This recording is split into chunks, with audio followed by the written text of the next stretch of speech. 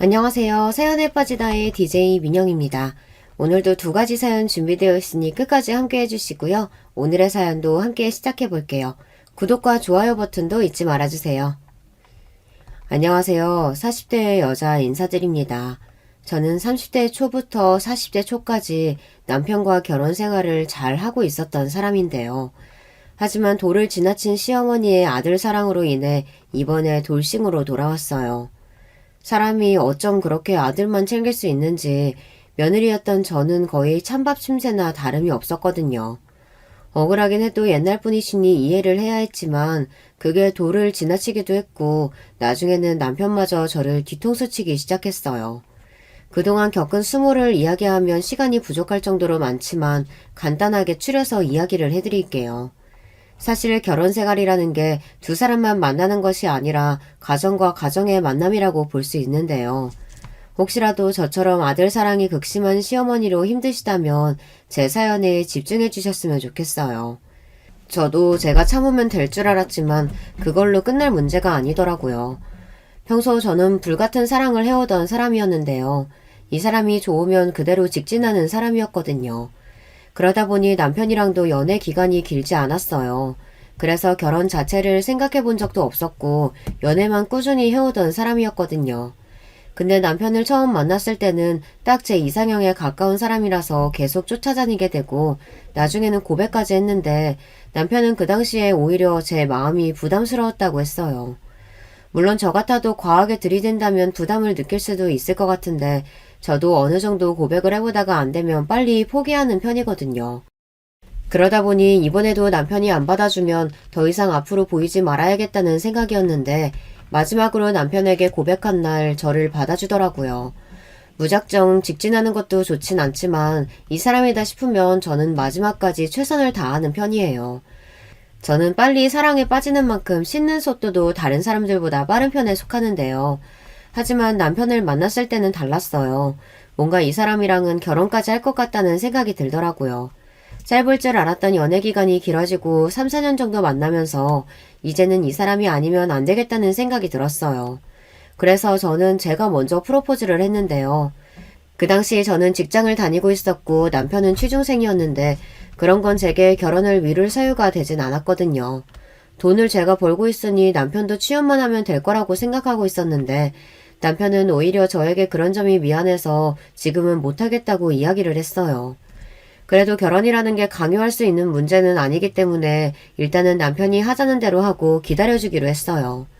하지만 시간이 지나도 남편이 취업이 잘 되지 않았고 결혼을 계속 미루기에는 제 시간이 너무 아까웠어요. 그러다가 결혼을 안 할 수도 있는 거잖아요. 어떻게 생각을 하실지는 모르겠지만 결혼하고 싶은 사람과 그렇지 않은 사람의 만남에서는 시간 싸움이라고 생각해요. 그래서 이번에는 남편에게 직격탄으로 이야기했죠.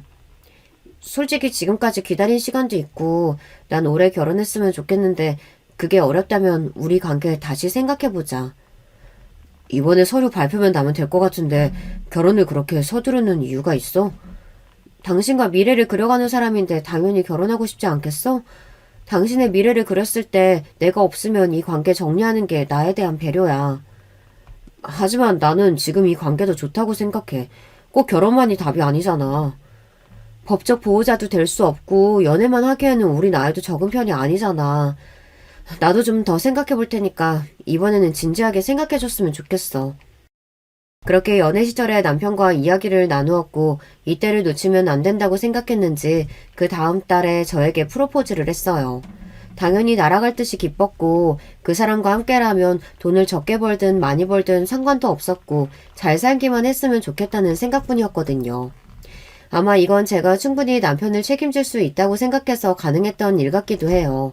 벌이도 벌이지만 직장을 다니면서 하고 있던 사업이 그만큼 커지고 있던 차였거든요. 남편은 이 사실을 나중에 알았지만 그냥 제 벌이가 많다는 것만 알고 있었어요. 그렇게 결혼 준비를 시작했고 당시 모아둔 돈이 없었던 남편은 어머님께서 지원해주신 3천만 원을 들고 왔어요. 저는 어느 정도 여윳돈을 모아두었기 때문에 아파트 한 채를 하기로 했는데요. 문제는 제가 처음으로 시어머니께 인사를 드리러 간 날 생겼어요. 어머님, 음식이 입맛에 안 맞으세요? 예, 여기는 음식 가짓수가 생각보다 없구나. 비싼 곳이라서 기대했는데 아쉽구나. 아, 죄송해요. 다음부터는 더 신경 써볼게요. 그래, 결혼은 언제쯤 생각한다고? 올해 12월에 올리려고 해요. 어머니께서 3천만 원 지원해 주신다고 들었어요. 그래서 제가 지금 살고 있는 제 명의 아파트에서 혼수하고 결혼식 비용으로 쓰면 될 것 같아요. 뭐? 집에 와서 우리의 기를 얼마나 죽이려고 그래? 어머니, 그게 무슨 말씀이세요? 기를 죽이다뇨. 그렇다고 저희가 길바닥에서 신혼생활을 할 수는 없잖아요. 이게 어디서 꼬박꼬박 말대꾸야. 집은 우리 집에서 시작하면 되지. 뭘 다시 구하니? 시어머니가 하시는 말씀을 듣고 황당할 수밖에 없었어요. 아무리 그래도 집을 해가는데 본인 아들의 길을 죽일 그거로 생각하실 줄은 몰랐거든요. 옛날 분이시라는 것은 저도 알고 있었지만 그런 말을 막상 들으니까 기분이 좋지 않더라고요. 당연히 포장 관리는 되지 않았고 남편이 중간에 중재해주긴 했지만 썩 달갑진 않았어요. 그렇다고 이 결혼에 대해서 다시 생각을 해봐야 하나 싶었는데 어른들은 아들 생각하면 그럴 수 있다는 이야기를 들으니 더 이해가 안 갔어요. 돈을 달라고 한 것도 아니고 집을 구해서 결혼하려고 한다는데 본인의 집으로 오지 않는다는 것에 기분이 많이 상해 있으시더라고요. 자기야, 엄마가 한 말은 너무 신경 쓰지 마. 내가 다시 잘 이야기해볼게. 예전부터 나를 너무 아끼셔서 그런 거야. 아무리 그래도 그렇지 말씀이 너무 지나치신 거 아니야? 내가 집 해간다고 당신 무시하는 것도 아닌데. 우리 엄마로서는 아들이 집을 해가야 하는데 준비가 된 게 없으니까 친정에 귀 눌려서 살 거라고 그래서 그 생각하신 것 같아. 잘 모르겠다. 어머님이 계속 저렇게 세게 나오시면 더 힘들어질 것 같은데. 내가 중간 역할 잘 해줄 테니까 당신도 너무 신경 쓰지 마. 결혼을 준비하는 과정에서 삐걱거리긴 했지만 곧이어 어머님께서 저에게 말씀하신 부분에 대해 사과를 먼저 해주셨어요. 뭐 어른의 입장에서는 그렇게 생각할 수도 있겠다 생각으로 그냥 넘어갔어요. 이때 제대로 잡았어야 했는데 나이가 드신 분들이라면 저렇게 생각할 수 있다는 생각으로 넘긴 것을 나중에는 후회하게 되더라고요. 어머님의 사과도 받았지만 남편 스스로 중간에서 잘하겠다고 했으니 그걸 믿었었는데요. 나중에는 일이 터지더라고요. 결혼을 준비하는 과정에서 상견례 때도 혹시 그런 이야기를 하시진 않을까 걱정되었는데 오히려 그때는 예의를 차리시고 제 칭찬을 그렇게 하시더라고요. 심지어 그 식당은 음식이 별로라고 했던 곳인데 굉장히 좋아하셨어요. 다들 식당까지 오시느라 고생 많으셨어요. 고생하셨어요. 음식은 입에 맞으시나요? 이렇게 맛있는 음식은 처음 먹어보네요. 처음에는 음식 메뉴가 별로셨었나 봐요. 다행이네요. 내가 그랬었나? 아휴, 그나저나 지우를 정말 바르게 키우셨네요. 처음 왔을 때와 다른 메뉴를 드셔서 그런 것인지 아니면 일부러 그런 것인지 모르겠지만 상견례 때는 오히려 분위기가 좋았어요. 그래서 저도 딱히 태클을 걸고 싶진 않아서 좋은 분위기 속에서 마무리하게 되었죠. 그리고 절차대로 진행하는데 결혼을 하는 게 이렇게 힘든 일일 줄 몰랐거든요. 이것저것 챙겨야 할 것들도 많고 예물과 예단 같은 것도 해야 하니까 쉬운 일은 아니었어요. 들어가는 돈도 생각보다 많았고요. 하지만 그런 건 다 괜찮았어요. 오히려 남편이 적극적으로 도와주고 정보도 잘 찾아주었거든요. 물론 결혼을 준비하는 중에 취직하진 못했지만 그래도 저는 괜찮아요. 남편은 카드를 쓰는 게 미안하다고 하긴 했지만 그 정도 지원은 해줄 수 있었거든요. 취업하는데 너무 신경 안 써도 돼. 나중에 좋은 자리 있으면 그때 해도 늦지 않아. 그래도 계속 일하는 여보 돈만 사용하는 건 아닌 것 같아서 미안하기도 하고. 괜찮아. 나중에 취업하면 그때는 여보가 맛있는 거 많이 사주면 되지. 스트레스 많이 받으면 안 좋으니까 쉬엄쉬엄 해. 내가 그래도 집안일 하나는 정말 잘하잖아. 여보 집에 왔을 때 신경 안 쓰이도록 꼼꼼하게 할게. 오히려 처음에는 남편의 가정적인 점이 좋더라고요. 집에 들어가면 따뜻한 밥, 그리고 깔끔한 집안이 되어 있으니 사실 이렇게만 살아도 되겠다는 생각이었어요. 집도 작은 편이 아닌데 구석구석 어찌나 잘 정돈을 해두는지 새삼 남편이 청소나 빨래 같은 것을 잘한다고 느끼고 있었죠. 이거 당신이 다 이렇게 해놓은 거야? 진짜 대단하다. 오늘 하루 종일 고생 많았어. 아니야, 밖에서 일하는 당신이 더 힘들 텐데 이 정도쯤은 아무것도 아니지. 집안일 하는 것도 얼마나 힘든데 진짜 고생했어. 서로를 격려하며 지내다 보니 자연스럽게 남편은 전업으로 집안일을 맡아서 하고 저는 직장을 다니면서 평화롭게 지내고 있었어요. 그러다가 한 번은 어머님께서 저희 신혼집에 오셨는데 집에서 집안일을 하는 남편을 보고 나서 깜짝 놀라시더라고요. 아니 내가 이럴 줄 알았어. 이게 집회였다고 집안일을 다 남편 시키고 있어. 얘 당장 그 앞치마 벗어라. 엄마 내가 하고 싶어서 하는 거야. 그리고 나는 회사도 안 다니는데 이런 거라도 해야지. 집회였다고 지금 우리 아들 무시하는 거니? 얘가 얼마나 똑똑하고 또 얼마나 착한 앤데 지금까지 너한테 당하고 살았겠어.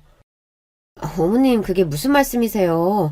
저희 각자 해야 할 일 하면서 잘 살고 있고요. 어머님이 생각하시는 그런 거 아니에요. 다 필요 없고 태연이 너는 당장 집안일 그만두고 바로 일 구해라. 집안일은 여자가 해야지. 이런 걸 남편한테 시키고 있어. 네, 저희 집에 오셨던 시어머니께서 남편이 집안일을 하는 모습을 보고 기겁하며 당장 그만두라며 저에게 이럴 줄 알았다며 삿대질까지 하시면서 이야기하셨어요. 사실 뭐라고 잔소리를 하실 것 같긴 했지만 그렇게까지 뭐라고 하실 줄은 몰랐네요. 그날은 화를 내며 집으로 돌아가셨고 앞으로 절대 남편에게 집안일을 맡기지 말라고까지 하셨어요. 제가 하거나 아니면 사람을 불러서 시키라며 본인의 아들을 하녀 부리듯이 부리는 건 아닌 것 같다고 말이죠. 여러분들은 제가 너무하다고 생각하시나요? 사실 제가 집안일만 시키는 것이 아니라 용돈도 주고 전반적인 재정관리도 하면서 고정지출도 제가 내고 있거든요. 그런 부분에 대해서는 하나도 말씀을 안 하시면서 저에게는 오히려 돈을 그 정도 벌면 본인 아들이 좀 더 편하게 살아도 되지 않겠냐고 하시더라고요. 어머니의 아들 사랑은 끝이 없었고 남편도 이때는 오히려 제 편을 들어주며 어머니께 반박하는 걸 보니 중간 역할은 잘 해주고 있다는 생각이 들었거든요. 어머니는 항상 자기 편만 들고 힘들게 일하는 며느리는 안 보이시나 봐. 내가 자기 집안일 시킨다고 언제 하대한 적 있어? 기분 너무 나쁘다. 당연히 자기가 더 고생하고 있지. 내가 미안해. 엄마가 올 때마다 저러니까 나도 힘드네. 당분간 집에 오시지 말라고 했어. 오시지 말라고까지? 그렇게까진 말 안 해도 되는데. 이럴 땐 나도 강하게 나가야지. 자꾸 받아주면 안 돼. 남편도 스스로 중간 역할을 잘해야 한다고 이야기했고 오히려 그렇게 말해주는 게 고마웠어요. 보통은 엄마 편을 들면서 말하는 경우가 많잖아요. 그래서 남편에게 더 고마웠던 것 같아요. 그 뒤로는 정말 시어머니께서 저희 집에는 오시지 않으셨고 평화로운 삶을 이어갈 수 있었는데요. 하지만 제 예상과는 다르게 결혼한 지 6개월이 지난 시점에서 오히려 적반하장으로 나오기 시작했어요. 취업 준비를 안 하는 것은 물론 오히려 큰 소리를 치며 본인이 집안일을 하고 있지 않냐며 계속 이렇게 살 거라고 말이죠. 취업은 언제쯤 할 생각이야? 이제 슬슬 해야 되지 않아? 지금도 우리 잘 지내고 있는 거 아니야? 굳이 내가 일 안 해도 된다면서. 그렇긴 하지만 가고 싶다고 했던 회사 공고가 있어서 말해본 거야. 나 앞으로 계속 집안일 하면서 살래. 이게 나한테 맞는 것 같아. 근데 제가 이런 말을 괜히 했던 게 아니에요. 처음에는 집안일도 열심히 하고 또 쓰레기도 제대로 버리면서 역할을 제대로 해주었거든요. 근데 어머니의 방문이 뜸해지고 난 뒤로는 오히려 소홀해지기 시작했어요. 사실 그런 모습들을 보면서 처음부터 크게 신경이 쓰였던 것은 아니었는데요. 오히려 쉬면서 하는 것이 저는 더 좋아 보였는데 갈수록 집안 관리가 전혀 안 되었어요. 그래서 면접이라도 보러 다니는 건가 취업 준비하긴 하는 건가 싶어서 이야기를 했던 것이었거든요. 제 예상과는 다르게 남편의 하루 패턴은 일어나서 밥 먹고 그 뒤로는 컴퓨터만 하면서 시간을 보내는 것 같더라고요. 컴퓨터도 필요하다고 해서 사준 거였는데 그 뒤로 계속 게임만 하면서 시간을 보내니까 이대로 둘 수 없었어요. 그래서 이야기를 꺼내온 것인데 계속 이렇게 살 거라고 하니까 적어도 집안일은 잘해주라고 이야기하니까 본인을 가정부로만 보는 것이냐며 이야기를 했어요. 갈수록 기가 막힐 수밖에 없는 상황이었는데요. 힘들게 일하고 들어오면 널브러져 있는 설거지와 쓰레기들도 있었어요. 처음에는 이해했죠. 그동안 집안일을 하느라 힘들었을 거라는 생각은 했지만 이건 도가 지나치다는 말밖에 나오지 않았어요. 게다가 갈수록 집은 개판이 되었고 갈수록 남편의 뻔뻔한 행동을 지켜볼 수만은 없었는데요. 집에서 쉬고 있다면 적어도 집안일을 잘 해야 한다고 생각하고 있거든요. 하지만 제 생각과는 다르게 남편은 더욱 심해졌어요. 제가 집에 와서 조금이라도 집안일에 대해 이야기를 하면 그 자리를 피하는 것은 물론 나중에는 본인도 준비하는 게 있는데 어떻게 집안일만 하냐고 이야기를 하더라고요. 앞뒤가 맞지 않는 말들만 해대니까 저도 모르게 화가 났고 남편에게 그럴 거면 제대로 직장 생활을 하면서 생활비를 내든지 아니면 집안일이라도 제대로 해달라고 말을 했어요. 하지만 그 말이 기분 나빴는지 남편은 그 뒤로도 저를 무시하면서 오히려 집안일을 더 만드는 것 같더라고요. 더 이상 참지 못했던 저는 그동안 남편에게 주었던 카드를 한도를 지정해버렸고 더 이상 쓰지 못하도록 금전적으로 제가 제한을 할 수 있는 건 다 했던 것 같아요. 사용하고 있었던 카드를 진정시키고 나니 남편에게 전화가 왔는데요. 내가 살 게 있는데 카드가 안 돼서 정지라고 하는데 혹시 자기가 정지시킨 거야? 얼마 전에도 용돈으로 챙겨줬고 그렇게까지 많은 돈이 필요하진 않은 것 같아서 카드 하나 줄이는 게 낫다는 생각에 정지시킨 거야. 미리 말해줬는데 기억 안 나? 언제 얘기했는데 갑자기 쓰던 돈을 그렇게 줄이면 나는 앞으로 어떻게 생활하라는 거야. 1년 동안 내가 지원해준 게 얼만데. 그리고 집안일을 하기 싫으면 직장을 다니면 되잖아. 아직도 그 얘기야? 내가 아무것도 안 하는 것도 아니고 진짜 치사하게 나온다. 남편은 저에게 따지듯 이야기했고 제가 카드를 정지하겠다고 말한 부분에 있어서는 기억을 하지 않는 것 같았어요. 그것도 그럴만한 게 아무래도 남편은 게임하고 있을 때 이야기를 하다 보니까 집중을 못한 것 같더라고요. 참을 만큼 참았던 저는 제가 봐줄 이유를 느끼지 못하고 정지시켜둔 채로 생활했어요. 그러다 남편이 심각성을 느꼈는지 그 뒤로는 집안일도 열심히 하더라고요. 저에게 미안하다고 사과도 하면서 제발 카드만은 풀어달라는 이야기를 했어요. 근데 사실 제가 카드를 정지시키려고 했던 이유 중 하나는 남편의 씀씀이 때문이었는데요. 제가 용돈을 안 챙겨주는 게 아니라서 그런지 카드값이 생각보다 많이 나온다고 느껴지더라고요. 이번 달 카드값은 왜 이렇게 많이 나온 거야? 아, 이번 달에 내가 나갈 돈이 꽤 있었어. 미리 말해줄걸. 미안해. 그런 게 있으면 미리 말해줘야지. 한두 푼도 아니던데? 아, 미안. 내가 집에만 있으려니까 답답하기도 해서 그래서 그랬어. 일단은 알겠어. 조금만 줄여서 써줘. 그럴게. 걱정하지 마. 내가 집에만 있는데 뭘 더 쓰겠어. 이번이 끝이야. 카드 명세를 살펴보면 항상 배달 음식을 먹거나 혹은 밖에 나가서 친구들과 시간을 보낼 때도 제 카드를 쓴다는 것을 알게 되었어요. 제가 벌이가 좋다고 해도 매번 배달 음식에 친구들과는 한우를 먹으면서 지내는 남편을 보니 부담이 될 수밖에 없더라고요. 사실 남편이랑 이런저런 대화를 하면서 금전적인 부분에서도 조율을 했던 것이 있었는데 이미 넘어간 지 오래였어요. 쓰다 보면 그럴 수 있다고 생각하고 넘어가다 보니 결국 이런 상황이 벌어지게 된 것인데요. 집에 있는 사람이 돈은 어찌나 많이 필요한지 갈수록 집안일은 소홀히 하고 게임에 빠지는 모습을 보니 한편으로는 이 사람과의 미래가 더 걱정되더라고요. 좋은 대학 나와서 취업을 잘할 수 있을 줄 알았지만 저와 결혼한 뒤로는 취업 활동이 전혀 없었어요. 물론 준비한다고 하고 저에게 이력서를 보여주는 등 자기소개서도 확인받으려고 하는 걸 보니 의지는 있는 것 같았거든요. 하지만 제가 생각했던 것과는 달리 남편은 의지만 있을 뿐 그 뒤로는 무언가를 실천하지는 않았던 것 같아요. 면접도 한두 번 보더니 잘 안 된다면서 오히려 가는 길이 더 스트레스라고 이야기하고 그 다음부터 면접을 안 봤거든요. 스트레스 받는다고 하니까 따로 신경을 쓰지 않았지만 남편이 집안일을 잘해주고 씀씀이만 줄인다면 사실 전업으로 남편이 있어도 괜찮았기 때문에 그때 당시만 해도 큰 문제라고 생각하지 않았어요. 하지만 남편은 제가 예상했던 것과는 다르게 씀씀이도 커지고 점점 갈수록 나태로워지는 게 느껴져서 결국에는 이런 조치를 취한 것이었어요. 시어머니께서도 그동안 집안일을 한다고 이야기를 하시더니 용돈을 받고 생활한다고 말하니 그 뒤로는 그래도 여자가 해야 한다고 하시긴 했지만 남편이 어떻게 얘기했는지 그 뒤로는 별 말씀하시지 않았거든요. 그래서 그때는 시어머니에 대한 스트레스가 그렇게 심하진 않았었는데요. 남편에게서 스트레스가 되는 부분이 생기다 보니 저도 모르게 제가 이러려고 결혼했나 싶더라고요. 보통은 이런 경우가 반대인 일이 많은데 저는 이상하게 남편이 돈을 벌지 못하고 또 씀씀이도 커서 금전적으로 부담을 느낄 수밖에 없었어요. 제가 이런 이야기를 하는 게 자존감을 낮아지게 하지 않을까 싶어서 그동안 참고 있었던 부분이었거든요. 하지만 한 번은 이야기를 해야 할 것 같아서 이번에 말을 했다가 오히려 무시당해서 그 뒤로는 카드를 아예 정지시킨 것이었어요. 남편은 그 사실을 알고 저에게 전화를 했던 것이고요. 처음에는 카드를 정지시켰을 때 오히려 저에게 뭐라고 하면서 자신만만하게 나오더니 나중에는 돈이 떨어지는 게 느껴졌는지 저에게 다시 아부를 떨기 시작했어요. 여보, 내가 정말 반성하면서 살게. 내가 그동안 미쳤었나 봐. 당신 고생하는 거 뻔히 아는데 나도 취업 준비하다 보니까 스트레스 받아서 괜히 여보한테 화풀이 했어. 힘들면 굳이 회사 안 다녀도 된다고 전부터 이야기했잖아. 적어도 집안일 열심히 해주고 식비나 나가는 비용 줄여준다면 전업으로 있어도 상관없어.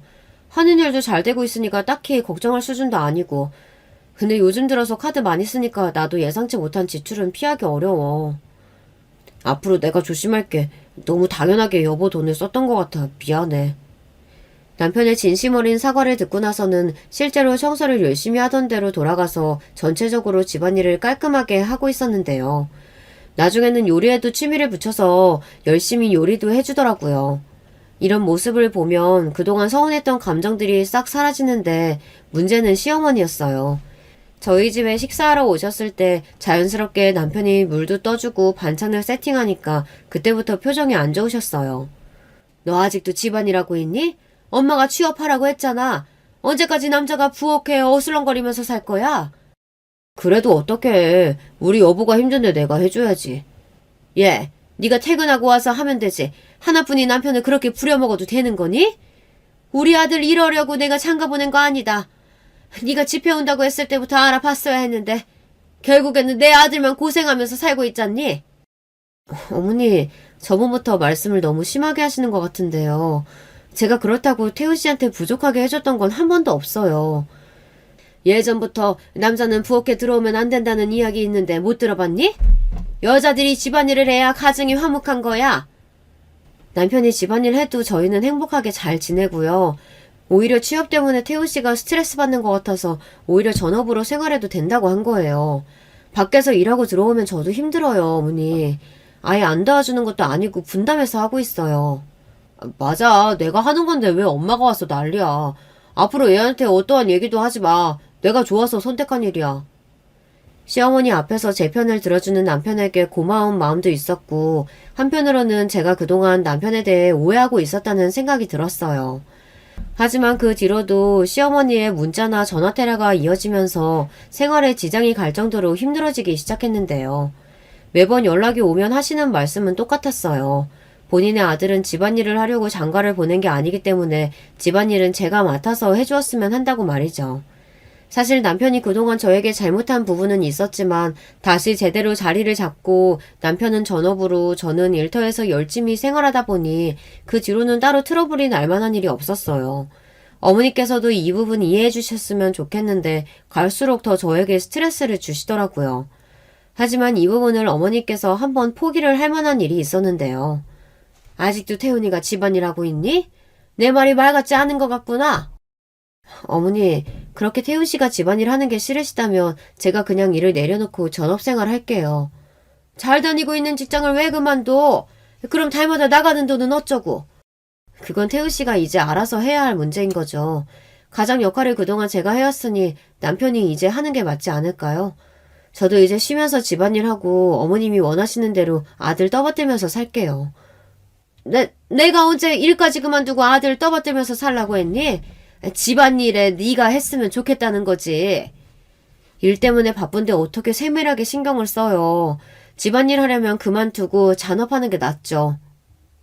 요즘 애들은 일도 다니고 집안일도 다 한다던데 너는 그게 안 되니? 네, 어머니. 저는 그게 안 될 것 같네요. 한번 시어머니에게 직격탄으로 이야기를 하고 난 뒤에는 더 이상 저에게 무리한 부탁을 하진 않으셨어요.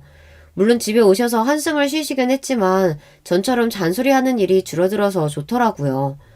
사실 제가 전업하지 않는 이유는 일이 바빠진 것도 있지만 남편이 하는 것도 생각보다 일을 잘하다 보니까 맡기게 된 것이었는데요. 고정지출도 다 제가 내고 있고 무엇보다 양가 부모님 용돈을 드리고 있다 보니 그 부분에 대해서 남편도 고마워하고 있던 부분이었어요. 그리고 남편이 초반에만 삐걱거렸지 이제는 저에게 잘해주고 또 중간 역할을 잘해주다 보니까 평화롭게 생활을 할 수 있었던 것 같아요. 하지만 제가 너무 소홀하게 남편을 관리했던 걸까요? 카드 명세서를 보던 중 골프장에 갔던 이력이 있어 물어보니 취미로 시작했더라고요. 요리학원도 얼마 전에 다니기 시작했는데 취미까지 늘리는 것을 뭐라고 하진 않았어요. 하지만 갈수록 집을 비우는 시간이 늘어났고 특히 주말만 되면 같이 운동하는 사람끼리 저녁을 먹는다면서 제가 혼자 시간을 보내는 게 많아지더라고요. 이때 여자의 촉이라고 해야 할까요? 초반에는 오히려 남편이 이런저런 활동을 하면서 스트레스를 푸는 것 같고 집에만 있는 것보다 낫다고 생각했는데 외출이 잦아지니 뭔가 이상하다는 느낌이 들어 그때부터는 블랙박스부터 남편 휴대전화까지 살펴봤어요. 아니나 다를까 다른 사람과 바람이 났더라고요. 저를 ATM기 취급하면서 그 여자와 나눈 대화를 보며 이를 갈고 어떻게 복수해야 할지 이성적으로 생각을 해보기로 했어요. 감정적으로 힘든 시간을 보낼 수밖에 없었지만 제가 대문자 T라서 그런지 그 상황에서도 어떻게 하면 이 사람과 잘 끊어낼 수 있을지 생각하게 되더라고요. 처음에는 그런 생각도 들지 않고 화가 나다 보니 바로 이걸 따지고 싶었는데 그렇게 되면 제가 오히려 불리해질 것 같아 마음을 가다듬고 그 뒤로 제가 할 수 있는 건 다 했던 것 같아요. 예를 들면 증거를 모아두는 것부터 시작해서 변호사에게 상담받으러 가기도 했어요. 하지만 사람 마음이라는 게 한 번에 끊어내려고 해도 잘 안 되는 거잖아요. 저도 모르게 기회를 한 번 더 줘도 되지 않을까 생각이 들었어요. 왜냐하면 이 문제 말고는 저에게 너무 잘해주던 사람이었고 또 이런 부분을 제가 직접적으로 이야기를 한다면 스스로 정리할 수 있지 않을까 싶었거든요. 사연을 들으시는 분들이 저를 어리석다고 생각하실 수도 있어요. 특히 바람은 더욱이요. 하지만 생각해보면 몇 년 동안 같이 산 사람을 하루아침에 정리한다는 게 더 어려운 일이었거든요. 불륜에 대한 내용을 봤을 때 충격적이긴 하지만 그래도 이 사람의 진심이 아닐 거라고 생각했던 것 같아요.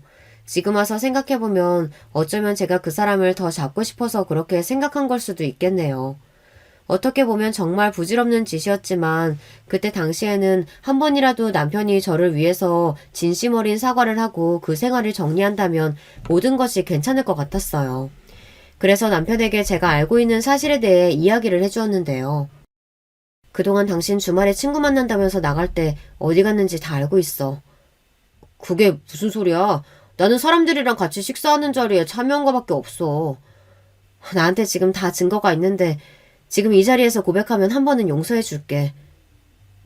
뭐든 다 용서해 준다고? 내가 아무런 정보도 없이 당신한테 괜히 이런 얘기 할 것 같아? 몇 년 동안 같이 살아봤으면 알 거 아니야. 내가 정말 잘못했어. 당신이 생각하는 그런 관계 아니야. 어떤 걸 봤는진 모르겠지만 진심 아니야. 믿어줘. 솔직하게 말하면 봐준다는 말을 듣고 바로 실토하는 남편을 보며 기가 차기도 했지만 그때 당시에 저는 그 사람이 반성하는 모습을 보이니 한 번의 불장난이라고 생각하기로 했어요. 이제 와서 보면 정말 멍청했던 생각이었죠. 그렇게 남편을 봐주었지만 얼마 지나지 않아서 사건은 한 번 더 터지고 말았습니다. 너는 요즘 애들 같지 않게 일에만 집중하면서 사니? 남편이 저렇게 밖에 나돌아다니는 거 아니냐? 어머니, 그게 무슨 말씀이세요? 저는 제자리에서 최선을 다한 것밖에 없어요. 여자는 말이다. 집에서 어떻게 하는지에 따라서 남편의 행실이 달라지는 거야. 네가 그렇게 하니까 결국은 태훈이가 밖에 나가서 참한 여자 만나고 있는 이유가 있지 않겠어? 그게 무슨 말씀이세요, 어머니? 엄마는 무슨 얘기를 하는 거야. 그 전에 내가 정리 다 했다고 얘기했잖아. 지금은 이 사람밖에 없다고. 너도 정신 차려라. 일밖에 모르는 년이 뭐가 그렇게 좋다고 그러는 거야. 엄마는 걔가 훨씬 낫다. 어머니, 지금 제 앞에서 무슨 말씀을 하시는 거예요? 이건 정말 아니죠. 어떻게 저를 보시면 그렇게 만만하게 대하실 수가 있어요? 이게 봐줬더니 계속 기어오르기나 하고 내가 있는 곳에서도 이러는데 시험이 없는 곳에서는 남편을 얼마나 갈구겠어? 그건 바로 시어머니께서도 이 사실을 알고 계셨던 것인데요. 심지어 식사 자리에 그 여자와 저를 비교하시는 것을 듣고 나선 도저히 결혼 생활을 이어나가서는 안 되겠더라고요. 사실 남편이 실토한 뒤로는 골프도 끊고 지원해주던 것을 해주지 않고 오히려 집안일에만 집중을 하게 했거든요. 그랬더니 외출하는 일도 줄어들어서 안심하고 있었는데 정리한 것이 아니라 제가 일하고 있는 틈을 타서 계속해서 만나고 있었고 심지어 시어머니께도 저 몰래 그 여자를 만나면서 바람 피우는 사실을 알고 있었다는 것을 알게 되었어요. 식사 자리에서 충격적인 이야기를 듣고 뺨까지 맞은 제가 더 이상 참을 수는 없었는데요. 그렇게 귀하시면 품에 안고 사시지 왜 장가를 보내셨어요? 저도 이런 남편 필요 없습니다. 그동안 잘해주고 저를 위해서 열심히 하는 모습 보고 한번 봐줬던 거지. 계속해서 바람피는 놈 제가 왜 데리고 살아야 하죠? 그것도 식충이 같은 놈을? 너 지금 말 다 했니? 식충이라고? 내 아들이 어딜 봐서 식충이야? 너 같은 계집애 때문에 기죽어서 사는데. 태훈아, 당장 이혼해라. 네가 그동안 집안일 했던 거 다 법정에서 보상받고 재산분할도 제대로 해. 재산분할을 하라고요? 남편이 기여했던 부분도 없고 무엇보다 저희 혼인신고하지 않고 살고 있는데 그게 가능할 거라고 생각하시는 거예요? 절대 못 주죠. 제가 누구 좋으라고 그런 걸 다 넘겨주겠어요. 엄마 그만해요. 이게 뭐하는 짓이에요. 자기야 내 말 들어봐. 나 진짜 다 정리했고 당신밖에 없는 거 알잖아. 둘이서 나를 속였는데 그 말을 내가 어떻게 믿어. 당신도 똑같아. 제발 내 말 좀 들어줘. 당신한테만 진심이었어. 그 사람은 정말 아무것도 아니었다고. 그렇게 자신을 믿어달라는 남편을 뒤로하고 저는 이 결혼 생활의 끝을 봐야겠다는 생각이 들어 바로 정리를 시작했어요. 아무래도 한번 바람피운 사람을 봐준다는 건 맞지 않는 것이기도 하고요. 시어머니께서 저렇게 이야기하시는데 제가 남편을 다시 받아줄 생각이 없어지더라고요. 이미 상처를 받을 대로 받았던 저는 더 이상 관계를 지속할 마음도 사라지니 그때부터는 처음 남편의 불륜을 발견했을 때처럼 냉정하게 상황을 보기 시작했어요. 그 대화를 끝으로 시어머니께서는 황급히 집으로 가셨고 남편은 저에게 계속 빌고 있던 상황이었는데요. 혹시라도 흔들리진 않을까 걱정이 되긴 했지만 오히려 저는 마음을 다잡고 남편을 내칠 수 있었어요. 그동안 내가 줬던 생활비 내놓던가 계속 그렇게 해봐. 난 끝까지 가볼 테니까. 내가 잘못했어. 정리하려고 했단 말이야. 근데 그 여자가 나를 협박하는 바람에 내가 그동안 당신 몰래 잠깐 만났었어. 어떤 약점이길래 내가 정리하라고 했을 때 정리를 못했을까? 바람보다 더 심한 게 있는 거야? 사실 내가 돈을 조금 빌린 것도 있고 조금씩 갚아나가고 있는데 그 여자가 안 만나주면 한꺼번에 돈 이자 쳐서 받을 거라고 하잖아. 도저히 거부할 수가 없었어.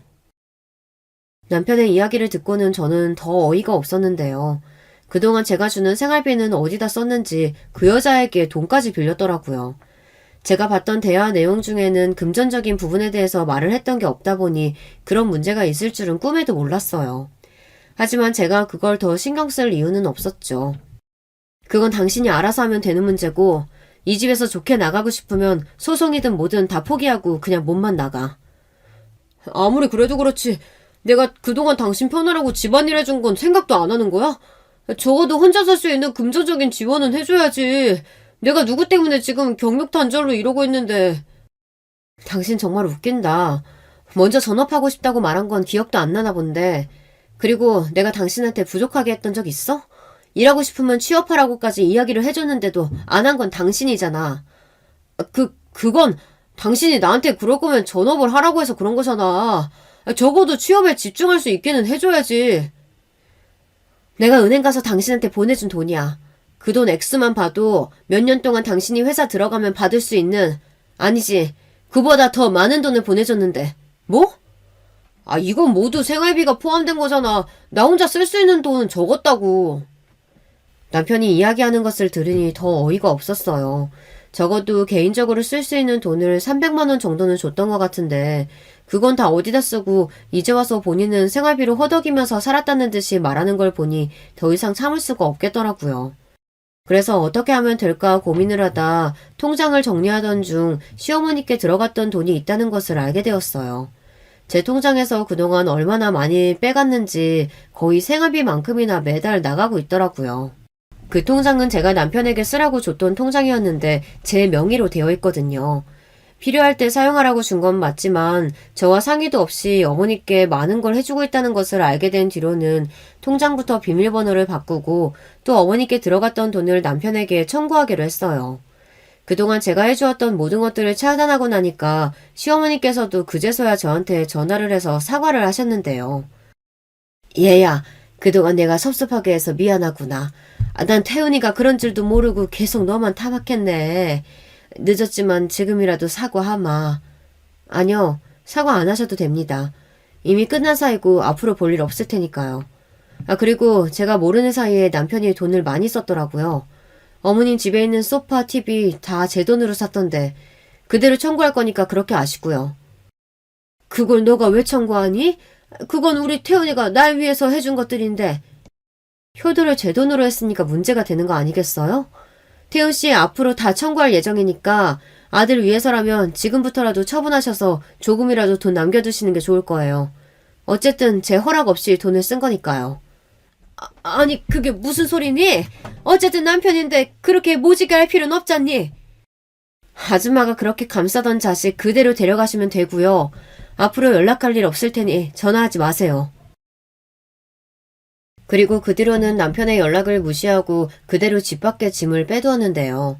한참 밖에서 문을 두드리고 저에게 전화를 해서 경찰을 부르니 바로 사라졌어요. 저는 통장 정리를 하면서 그동안 남편이 시어머니에게 송금했던 내역들을 보내고 다시 입금하라고 이야기를 했죠. 정말 너무한 거 아니야? 내가 이 많은 돈을 어떻게 내? 그동안 네가 어머님께 송금했던 내역이야. 그리고 내가 마지막 정으로 너랑 연락했던 걔집은 건들지 않을게. 어떻게 보면 걔도 피해자잖아. 너 같은 인간이랑 같이 살아야 하니까. 내가 정리한 지 오래라고 얘기했잖아. 왜 날 못 믿어주는 거야? 통장 내역 다 봤다고 했는데도 정리했다고 우기는 걸 보니 너무 우습네. 그럼 모텔은 네 엄마랑 같이 갔냐? 그냥 혼자 쉬러 간 걸 수도 있잖아. 왜 그래? 그게 말이 된다고 생각해? 모텔에 당신 혼자 갔다는 증거 있어? 그러는 당신은 증거가 있어서 그렇게 말하는 거야? 당연하지. 당신 그 여자랑 대화한 내용만 봐도 알 수 있겠던데. 제 이야기를 듣던 남편은 그대로 벙찐 듯이 말도 제대로 못하면서 변명을 하기 시작했어요. 지금껏 이런 사람과 살았다니 지금이라도 벗어나는 게 다행이라는 생각뿐이더라고요. 그리고 마지막으로 입금을 하지 않으면 저도 가만히 있지 않겠다고 하니 달마다 돈을 나눠서 갚겠다고 말을 해서 공증을 받으러 갔습니다. 정말 이렇게까지 해야겠어? 그래도 우리 한때는 부부였는데 이렇게 나를 못 믿는다고? 그동안 너가 한 일을 생각하면 그렇게 말 못하지. 앞으로 나도 돈 입금 안 될 때마다 연락할 테니까 이자 2배 내기 싫으면 기한 맞춰서 입금하는 게 좋을 거야. 혹시라도 당신 마음 달라진다면 언제든지 연락 줘. 나도 기다리고 있을게. 그럴 일 없으니까 내 눈앞에서 얼씬도 하지 마. 그렇게 아들만 치켜세우던 어머니께서도 자존심을 굽히시며 미안하다고 매일 사과를 하셨지만 다시 그때로 돌아가고 싶지 않았어요. 뭐든 처음에 잘해줄 때 고마움을 알고 표현하는 게 중요한데 항상 저를 타박하셨던 분이시거든요. 그렇다 보니 저도 계속 마음의 문을 닫을 수밖에 없었고 대들기도 했지만 결국에는 이렇게 되었네요. 남편과 잘 살아보겠다는 마음으로 외도도 봐주고 수모를 겪더라도 제가 조금만 더 잘하면 될 줄 알았어요. 하지만 그게 아니라 오히려 남편만 편드는 시어머니를 보니 도저히 안 되겠더라고요. 게다가 저와 그 상간녀를 두고 비교하신 것도 그렇고 저를 깎아내리는 집안과는 더 이상 상종하고 싶지 않았어요. 그동안 남편을 보고 버텨왔는데 지금은 오히려 괜히 그랬다는 생각이 먼저 드네요. 또 이런 사실을 알리고 싶진 않았지만 어쩔 수 없이 부모님께도 말씀을 드렸어요. 지금까지 저희 부모님 이야기가 나오지 않았던 이유 중 하나는 아무래도 제가 있었던 일들을 말하는 스타일이 아니기도 했고 종종 가족과 함께 만나는 일에는 남편이 잘하고 있을 때였거든요. 어른들에게는 잘하는 스타일이라서 그런지 부모님께서는 그냥 잘 산다고 생각을 하고 계셨어요. 그래서 제가 이혼 이야기를 꺼냈을 때 많이 놀라시더라고요. 김서방이 바람펴서 이혼하게 됐어요. 그동안 말 못 드려서 죄송해요. 김서방이? 누구랑? 아이고 그동안 네가 먹여 살렸는데 그 은혜를 이렇게 갚는단 말이야? 더 들을 필요 없다. 집 처분하고 너는 본가로 들어와. 정리될 때까지는 무슨 일 있으면 전화하고. 제가 이혼해도 괜찮아요? 당연하지. 내 딸 행복하라고 시킨 결혼인데 그렇게 김서방이 뒤통수 칠 줄은 몰랐다. 그래, 우리한텐 너가 더 중요하지. 앞으로도 창창할 텐데 그딴 놈 때문에 시간 허비하지 마라. 사실 아버지께서 결혼한다고 남편을 데려왔을 때 하지 말라고 했던 것이 3가지가 있었거든요. 바람, 그리고 도박, 폭력이었어요. 어떠한 일이 있더라도 있어서는 안 될 일이라고 했고 그걸 어긴 것인 만큼 부모님께서는 당연히 분노하실 수밖에 없었죠. 그동안 너한테는 말 못했는데 김수방한테 우리가 건물 관리도 맡겼었었어. 근데 전혀 일할 생각이 없어 보이던데. 그럼 그동안 생활비는 너가 대준 거냐? 그렇죠. 뭐 어차피 제 월급이 넉넉하니까 그동안 괜찮았는데 도저히 못 참겠더라고요. 외도뿐만이 아니라 어머니께서도 절 무시하셨거든요. 심지어 얼마 전에는 제가 수저를 먼저 들었다고 뺨까지 치셨어요. 그런 집안이라면 빨리 나오는 게 맞다. 어디 우리 귀한 딸을 쳐. 당장 찾아가고 싶은 거 꾹 참고 있어. 괜찮아요. 어차피 이제 안 볼 사람들이고 또 남편한테도 정이 다 떨어졌거든요. 그날은 남편에게도 실망할 수밖에 없었던 게 제가 뺨을 맞고 어이가 없어서 바라보고 있으니 저한테 하는 말이 그러게 왜 먼저 수저를 들었냐는 말이었거든요. 결국 나중에는 본인의 엄마 편을 들더니 제가 조금 정색하니까 그제서야 미안하다며 사과를 했어요. 저희 부모님께서도 저를 주지해 주시니까 더 용기를 얻고 이혼을 할 수 있었던 것 같아요. 그대로 남편을 반품시킬 생각을 하니까 시어머니는 얼마나 좋아하실까 기대가 되더라고요. 짐 싸서 나가면 되고 시어머니 댁에 가서 살던 길바닥에서 살던 이제 신경 안 쓸 테니까 앞으로 돈이나 잘 보내. 내가 이 나이 먹고 어머님 집에 어떻게 들어가서 살아. 왜? 그렇게 아끼고 떠받들면서 이야기하시던 분인데 그 정도도 못 해주실까? 아직 늦지 않았어. 제발 다시 한 번만 생각해주면 안 돼? 그동안 너랑 4년 살면서 행복한 적도 있었지만 나한텐 지옥인 시간이 더 많았어. 좋았던 시간으로 돌아갈 때는 이미 놓쳤지. 앞으로 돈이나 잘 보내고 다신 부부로 볼 일 없으니까 미련은 개나 줘. 다행히 남편은 공증을 받은 이후로 꾸준히 돈을 보내고 있어요. 저희가 혼인신고를 했던 사실이 없다 보니 재산 분할에 있어서는 문제가 되지 않았는데요. 이 부분은 저도 재산 분할이 가능할 수 있다고 들어서 살짝 불안하긴 했거든요. 하지만 남편이 기여한 부분 없이 오로지 제 월급만으로 생활을 해왔기 때문에 문제가 되지 않았어요. 집도 저희 집이라 남편에게 자산을 한 푼도 주지 않고 처리할 수 있었어요. 깔끔하게 갈라서고 난 뒤에는 남편이 보내는 원금 이자를 합친 돈으로도 쏠쏠히 용돈이 되고 있고 제가 하던 사업이 잘 되면서 전처럼 일을 많이 하지 않아도 월 수익이 꽤 많아지게 되었어요. 결혼을 유지하고 있었다면 이 돈으로 같이 여행도 다니고 즐거운 시간을 보냈을 텐데 본인의 복을 그대로 차버린 거죠.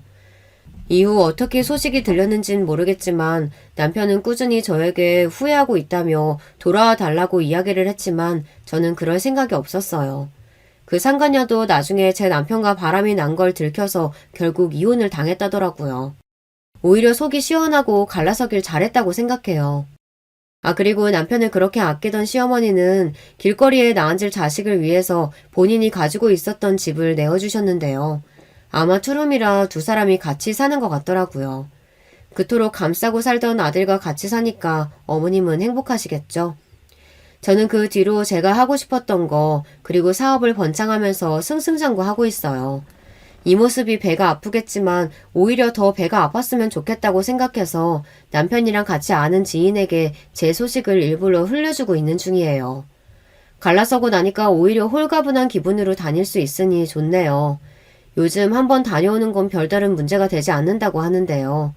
그래서 저도 또 다른 인연에 대한 가능성을 열어두고 저를 위해서 살려고요. 비교당하는 인생에서 벗어나니까 저도 자존감을 되찾게 되어서 앞으로도 쭉 이렇게 살 거예요. 다시는 그때로 돌아가지 않을 거랍니다. 여러분, 두 번째 사연 시작하기 전에 좋아요, 구독 꼭 눌러주실 거죠? 그럼 두 번째 사연 바로 시작합니다. 안녕하세요. 저는 은행에서 일을 하다가 퇴직을 하고 집에서 소소한 취미 생활을 하면서 하루를 보내고 있답니다. 제게는 아들이 둘 있어요. 아이들이 초등학생이 될 때 이혼을 하고 혼자서 키웠죠. 제가 부끄러울 일은 아니지만 아내가 다른 남자와 바람이 나서 이혼장만 던져두고 사라졌어요. 그 전날까지만 하더라도 함께 외식을 하고 가족 사진도 찍고 나름 즐겁게 보냈는데 하루아침 만에 사라졌죠. 그래서 저도 아이들도 초반에는 많이 힘들었어요. 받아들이는 데까지 시간이 많이 걸렸죠. 아마 남은 사람들 중에서 제가 가장 늦게 정신을 차렸을 거예요. 두 아들 녀석들 덕분이죠. 혼자 그것도 남자 혼자서 키워낸다는 것이 쉬운 일은 아니었어요. 특히 둘째 녀석은 어찌나 사고를 많이 치는지 학교에 불려간 게 한두 번은 아니었죠. 둘째가 사춘기가 긴 편이라고 한다면 첫째는 큰 말썽 없이 무난하게 학교를 다녔어요. 둘이 연년생인데 형제들끼리 사이도 좋았어요. 둘째 녀석이 홧김에 집을 뛰쳐나가면 셋째가 데리고 들어오더라고요. 말이 좀 거칠고 행동도 큰 녀석인데 1살 차이 나는 형이 하는 말이라고 하면 두말 없이 시키는 대로 하기도 했고요. 그런 둘을 보면 누가 봐도 형이고 동생이구나 싶었답니다. 고등학교만 졸업하면 아이들은 다 키웠다고 생각했는데 꼭 그런 것만은 아니었어요. 둘째는 대학을 졸업하기도 전에 덜컥 자신의 아이를 가졌다고 동갑내기 여자애를 집에 인사시키는가 하면 첫째는 비혼주의라고 자기는 평생 결혼하지 않고 살겠다고 선언했거든요. 너무나도 극적인 두 아들 사이에서 한숨만 늘어나는 쪽은 저였죠. 갑자기 진행된 결혼이었지만 작은 며느리는 아들 녀석과는 전혀 달랐어요. 부모님께서 일찍 돌아가셨다고 하더니 애가 어찌나 꼼꼼하고 야무지게 하는지 가끔이지만 왜 아들과 연애를 했는지 모를 정도였어요. 둘째가 들어오고 나서 저의 걱정과 한숨은 많이 줄었죠. 우리 집 새남자들은 작은 며느리라면 꼼짝도 못했거든요. 그 와중에도 제 걱정은 늘 첫째였어요. 비혼주의라는 생각을 가진 게 저와 아내 때문은 아닐까 마음 한구석이 늘 무거웠죠. 첫째도 딱히 부정을 하진 않았어요. 녀석은 자기가 누군가와 함께 살면서 상대방을 믿고 책임져야 한다는 사실 자체가 부담스럽다고 말했죠. 처음엔 저도 선자리를 여기저기 알아봤는데 녀석이 35살이 넘어가면서 마음 한구석에서는 아들의 말대로 포기하고 있어야겠다 싶었죠. 그러던 어느 날 첫째가 저녁 식사 자리에서 폭탄을 하나 던졌어요. 둘째 아들 녀석이 결혼을 하고도 아직 분가를 하지 않아서 함께 살고 있다 보니 저녁 식사 자리가 정신이 없거든요. 둘째는 아들 둘에 늦둥이 딸까지 5 식구였고 거기다 저와 첫째까지 하면 식탁에 총 7명이 둘러앉아 있었어요. 아직 어린 손녀의 애교에 이제는 훌쩍 커버린 손자들의 학교에서 있었던 일까지 다들 밥이 입으로 들어가는지 코로 들어가는지 모르는 그런 식사 자리를 단숨에 조용히 시킬 정도로 큰 폭탄이었어요. 저 결혼하고 싶은 여자가 있습니다. 집에 데려오고 싶어요. 첫째의 한마디에 남은 식구들은 얼음이 된 것처럼 가만히 있었어요.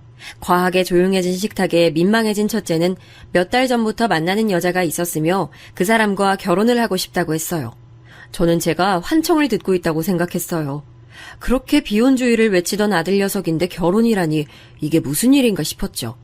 둘째는 만우절인가 생각도 했다고 하더군요. 저와 둘째가 이렇게 혼이 나가 있는 동안 가장 먼저 정신을 차린 건 작은 며느리였어요. 아주버님, 날은 언제로 하고 싶으세요? 집으로 모실 거면 저도 미리 준비를 좀 해야 하는데. 첫째는 식사 대접은 부담스러우니 가볍게 인사만 드리겠다고 하더군요. 둘째 며느리는 처음 인사하는 자리인데 그럼 차만 마시고 가는 것도 이상하지 않냐고 했지만 첫째가 전혀 아니라고 하면서 식사를 함께 하진 않을 것이라고 했어요. 인사하러 온다는데 식사는 함께 먹어야지 그래도. 사실 그 사람 아버지가 좀 편찮으셔서 매일 병원에 가야 하거든요. 그래서 너무 길게 시간을 뺏고 싶진 않아서요. 첫째의 이야기를 들은 우리는 충분히 그럴 수밖에 없는 상황에 납득했어요. 첫째는 괜찮은 날이 정해지면 다시 얘기를 해주겠다고 했죠. 저는 그 이야기를 들은 날부터 괜히 가슴이 두근거리고 긴장이 되더라고요. 사실 첫째는 절대 결혼하지 않을 것이라고 생각했거든요. 자기 생각이 워낙 강해서 뭘 하나 정하면 쉽게 바꾸는 녀석이 아니라서 꿈에도 생각지 못했답니다.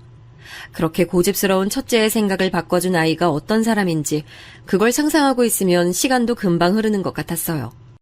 폭탄 선언이 있고 일주일 정도 지났나 첫째가 여자친구를 데려오겠다고 하더군요. 저희 가족들은 엄청 긴장된 얼굴로 기다리고 있었어요. 평소와 다름없는 건 작은 며느리뿐이었죠. 오히려 보는 사람 불안하게 왜 이렇게 경직돼 있느냐고 저와 둘째를 타박할 정도였답니다. 인사하러 왔다고 하면서 첫째 며느리 될 아이가 들어오는데 제가 생각했던 것과는 완전 달랐어요. 우리 첫째 아들은 딱딱하고 반듯한 이미지가 좀 있거든요. 평소에 말도 별로 없고 큰 소리로 이야기를 하거나 말하는 법도 없어서 무채색에 가까운 그런 느낌인데 완전 반대였죠. 화려한 꽃이 연상되는 그런 사람이었어요. 화장이 진하거나 옷이 화려하다는 게 아니라 사람 자체가 그런 생각이 들게 만들더라고요. 그래서 우리 애랑 만나는 사람이 맞나 싶을 정도였죠. 안녕하세요, 아버님. 처음 인사드리는 자리에 빈손으로 올 수 없어서 가져왔어요. 저는 얼떨떨한 기분으로 선물을 받아들였죠. 제가 좋아하는 양주였어요. 제가 술을 많이 마시지도 즐기지도 않지만 딱 하나 이 양주만큼은 좋아하거든요. 그 사이에 손자들 선물이며 작은 며느리에게는 화분까지 주더라고요. 저는 뭘 그렇게 많이 챙겨왔냐고 했지만 활짝 웃으면서 기분 좋게 받아주셨으면 좋겠다고 했어요. 웃는 얼굴이 사람을 더 화려하게 만들더라고요. 순간 이혼한 아내의 얼굴이 잠깐 보이는 것 같기도 했어요. 그렇게 생각이 들고 나니 계속해서 얼굴이 겹쳐 보이더군요. 솔직히 좋은 기분은 아니었어요. 첫째의 마음이 바뀐 게 이 때문인가 싶기도 했죠. 저는 여느 아버지들이 그렇듯 저는 어떤 일을 하고 있는지 가족관계는 어떻게 되는지 물었어요. 예비 며느리는 방글방글 웃으며 대답을 하는데 사람이 화려한 만큼 밝기도 하구나 싶었어요. 우리 큰애랑은 어떻게 만났어요? 아, 카페에서 제가 실수로 정민 씨에게 커피를 엎질렀어요. 그것도 엄청 제대로 말이죠. 작은 며느리는 무슨 드라마에서나 볼 법한 스토리라고 눈을 빛내며 어떻게 된 건지 자세하게 물었어요. 예비 며느리는 부끄러워하면서 그 상황에서 화도 내지 않고 담담하게 괜찮다고 말하면서 세탁비도 받지 않고 그냥 자리를 뜬 큰아들에게 너무 미안해서 며칠이고 카페에서 큰아들을 기다렸다고 하더군요. 그리고 다시 만났을 때 세탁비 대신 저녁을 사겠다고 말했고 그렇게 만남이 이어졌다고 말이죠. 제가 들어도 무슨 영화나 드라마에 나올 법한 만남이더군요. 큰아들은 민망한지 그런 이야기는 그만 물어보라고 하면서 헛기침을 했어요. 예비 며느리는 이런 모습이 다른 사람들과 달라서 자신이 고백을 했다고 둘 사이에 이야기를 해주더군요. 이야기가 계속될수록 안절부절 못하는 큰아들의 모습도 그런 아들을 웃으면서 바라보는 예비 며느리의 모습도 참 인상적이었습니다. 그렇게 첫 만남을 가지고 첫째가 데려다 준다고 나간 뒤 저는 둘째에게 물었어요. 첫인상이 어떻냐고 말이죠. 둘째는 자기 생각이 뭐가 중요하겠느냐고 하더니 잠시 망설이다가 말했죠. 엄마 좀 얼굴이 닮았다기보단 분위기? 웃는 거? 하여튼 그래서 형이 좋아하나 했죠 뭐. 저만 그렇게 생각한 게 아니더라고요. 저는 그동안 엄마 이야기를 특별하게 한 적이 없어서 다 잊고 산다고 생각했는데 아니었나 싶어서 괜히 입안이 씁쓸했죠. 저와 둘째는 이 이야기는 절대 첫째에겐 하지 말자고 약속을 하고는 모르는 척 입을 꾹 다물기로 했어요. 그렇게 인사를 시키고 당장이라도 결혼 준비를 할 것이라고 생각했었는데 첫째가 아무 말을 하지 않더라고요. 오죽하면 중간에 헤어졌나 싶은 생각이 들기도 했죠. 그러던 중 첫째가 결혼 준비를 하려고 한다고 말하더군요. 그러면서 사돈될 분이 몸이 편찮으셔서 상견례 자리엔 나오기가 힘들어 상견례를 생략하고 싶다고 말이죠. 전 아무리 그래도 사돈이 될 분의 얼굴도 모르는 게 말이 되냐고 했지만 첫째 말에도 일리가 있었어요. 친척이 많은 것도 아니라 상견례를 한다고 해도 나올 사람이 없는데 뭐하러 굳이 하느냐고 말이죠. 그럼 결혼 준비는 어떻게 하려고? 그걸 너희 둘이서 다 할 수 있겠어? 나도 그 사람도 결혼식 크게 하는 걸 원하진 않아요. 죄송하지만 그냥 가족들 모시고 조촐하게 소규모로 하려고요. 그래도 신경 써야 할 게 한두 가지가 아니잖아. 당장에 결혼하고 나서 살 집은 어떻게 하려고? 집은 구했어? 첫째는 직장 근처에 작은 오피스텔을 얻었다고 말했어요. 둘이 살기엔 나쁘지 않은 크기였지만 나중에 아이가 태어나면 너무 작을 것 같더라고요. 하지만 아들의 생각은 확고했죠. 전 내키지 않긴 했지만 그래도 결혼은 죽어도 안 한다는 아이가 결혼이라는 말을 입에 올렸다는 것이 고마워 알겠다고만 했어요. 며칠 뒤 저는 첫째와 큰 며느리를 집으로 불렀어요. 결혼 준비에 정신이 없겠지만 그래도 꼭 주고 싶은 것이 있었거든요. 저는 언젠가 첫째가 결혼을 한다고 하면 주려고 모아두었던 통장을 건넸어요. 엄청난 큰 액수가 들어있진 않았지만 아이들 둘이 결혼하는데 예물값이라도 했으면 하는 마음이었죠. 큰 며느리는 한사코 괜찮다고 자기들끼리 할 수 있다고 사양했어요. 하지만 부모 마음은 또 그게 아니잖아요. 받아둬라. 내가 같이 다니면서 봐줄 수 있는 것도 아니고 그냥 너희들끼리 꼭 필요하다 싶은 곳에 잘 썼으면 좋겠다. 감사합니다, 아버님. 정말 아껴서 잘 살게요. 정말 감사드려요. 큰며느리의 거듭된 감사 인사에 손살을 치면서도 내심 아이들에게 도움이 된 것 같아 기분이 좋았습니다. 결혼식은 정말 조촐하게 치렀습니다. 하객들이라고 하기도 민망할 정도로 가족 친지들만 모였죠.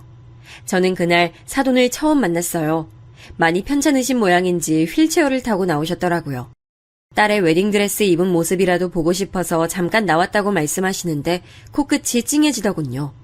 왜 첫째가 상견례를 생략하자고 했는지 이해가 됐어요. 사돈은 결혼식 끝나기 무섭게 창백해진 안색으로 병원으로 먼저 들어가 보겠다고 말했어요. 저는 예쁜 딸을 며느리로 맞이할 수 있어서 고맙다는 말을 전하고 그대로 헤어졌죠. 첫째까지 결혼을 시키고 나니 이제 진짜 제가 할 일은 아무것도 없구나 싶었어요. 진지하게 고향으로 내려갈까 생각도 들었죠.